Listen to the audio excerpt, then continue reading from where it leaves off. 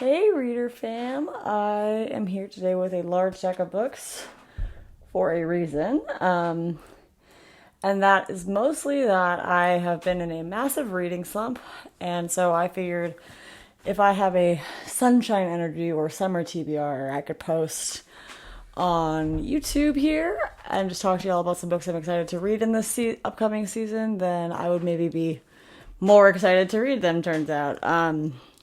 So, in no particular order, here are some books that I either just finished or am excited in progress with, or I'm excited to read in the summer season. I know it's early May, but in Texas it's like summer after April temperature wise. So here we are.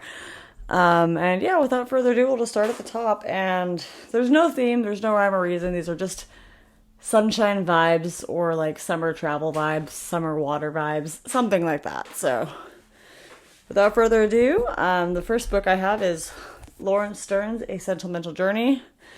I think this is just about a English gent who wanders around and travels in Europe for like a small amount of pages. So yeah, it's like literally 115 pages. So I feel like I should be able to crush this and be encouraged about reading.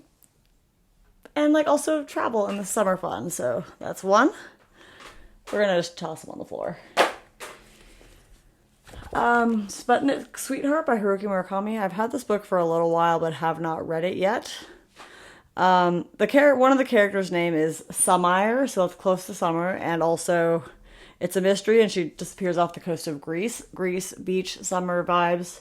Also, mysteries are usually exciting to read. They're not usually slow, and Haruki Murakami often like resets my reading brain. So if I'm really slumpy, I often like to read one of his books. Just because. Also, sorry, my chair is squeaking so badly. I like to read one of his books so that way it just like factory resets my brain and hopefully will make me excited to read.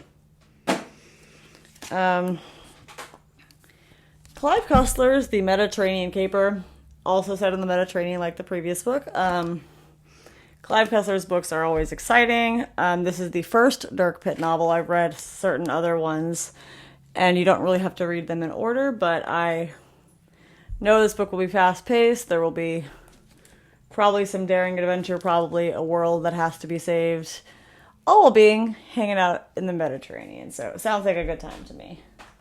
Gently throw it on the ground because that's a heavy book. Kurt Vonnegut's The Sirens of Titan, which also, can we just talk about this awesome cover? I love it a whole lot. It's a great time.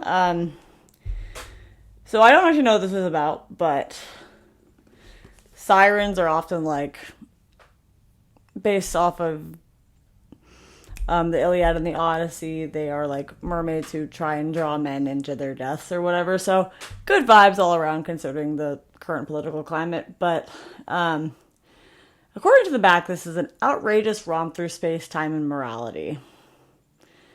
This gent is offered the chance to take a space journey to distant worlds with a beautiful woman at his side.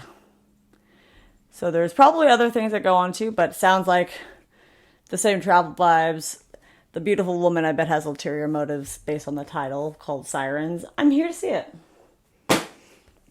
Malibu Rising by Taylor Jenkins Reid. The main reason I haven't read this book yet is when I bought it from Half Price Books online, I accidentally got the large print version, which the font is so large. So I'm a little bit like every time I look at it, I kind of get a headache. But I will either read this version or I will go locate a different version from the library or something like that. But I would really like to read this book this year. I loved Seven Husbands of Evelyn Hugo, which I think it's like right there. Right? I can't always turn backwards. It's right here. I love that book, and this is like end of summer party. The front cover is just screams summertime, so sunshine vibes. Yeah, without further ado, I want to read it. I am currently reading Island by Aldous Huxley, and it's been a lot of years since I've read Brave New World, but so far this kind of seems to be a similar theme where like an outsider ends up in a quote-unquote utopian world. Except for this time it's like an island in the Southeast Asia Pacific area, so like it has a name, but it reminds me of something like near Thailand or things like that. So jungle energy, heat, summer. It's really interesting so far. I've already read a good chunk of it. I can't tell if you can see that or not, but I've read a good chunk of it, and I like that these books always make me think. And this one is more interesting than the last Aldous Huxley I attempted to read, which was very confusing. So we're going to see if I'm smart enough to comprehend this right now, but either way, it's been good so far, and I'm interested to see what makes this little tropical island less of a paradise. To no one's surprise, I am still reading Don Quixote. This is I have not made it very far because turns out reading it in my non-native language, while I do know a good amount of Spanish, it's not necessarily Spain Spanish that I know, and it's also not necessarily like 1600 Spanish that I know, which is what's happening up in this book. So it's definitely a challenge, but I'm having a good time reading it nonetheless. So slow and steady wins the race. We will make it eventually, hopefully. We'll get through it this summer. Gently setting down because it's a very heavy book.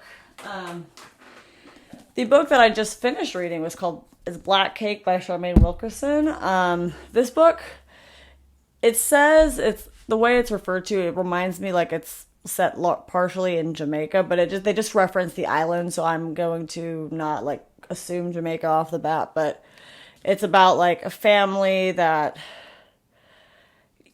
essentially the beginning of the book is the mom dies and the estranged siblings have to come back together to like hear what her life was really like and kind of just come to terms with what why the like falling out happened and like what their mom actually was that they didn't necessarily know about. But it was a great book to read. I loved it. They spend a lot of time like in flashbacks of their mom's time on the island, and the black cake is a beautiful like rum cake that sounds so delicious to taste. They spend a lot of time swimming and in the water. Really, really good book. I really enjoyed it. This is the only book I've read recently that I've been really happy about reading, so I definitely recommend. And I think it's summer mystery vibes as well. The other books that I want to read that I don't have is I've read the first two books in the Hawthorne Legacy Trilogy, which is the YA novel or YA like mystery series where the random girl becomes like she's from like Pennsylvania or New Jersey or something like that. She ends up becoming